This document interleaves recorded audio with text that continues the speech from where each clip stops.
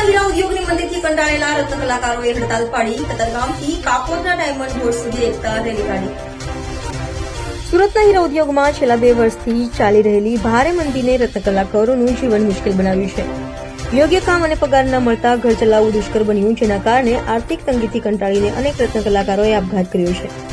Diamond worker union અને રત્ન કલાકારોએ સરકાર પાસે રાહત અને વિવિધ માંગણીઓ માટે અનેક વખત રજૂઆતો કરી, પરંતુ માંગણીઓ સ્વીકારાઈ નથી। આજે 30 માર્ચ 2025ના રોજ રત્ન કલાકારોએ સુરતમાં હડતાલ પાડી અને કતારગામ કાપોદ્રા ડાયમંડ બોર્ડ સુધી રત્નકાર એકતા રેલી કાઢી। આ રેલીમાં મોટી સંખ્યામાં રત્ન કલાકારો જોડાયા, જેઓ પોતાના હક્કો માટે લડી રહ્યા છે।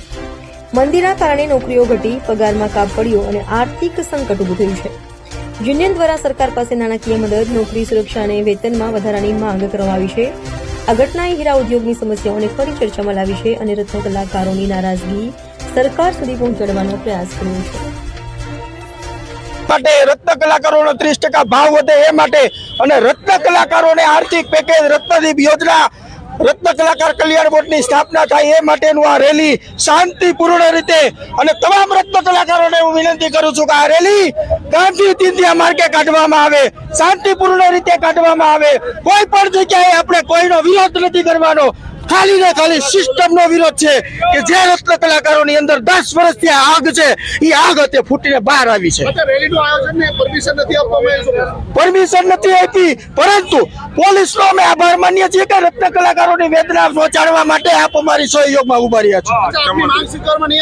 આગામી સમયમાં ધરણા અને ભૂખ હડતાલ જેવા પ્રોગ્રામો અપાશે।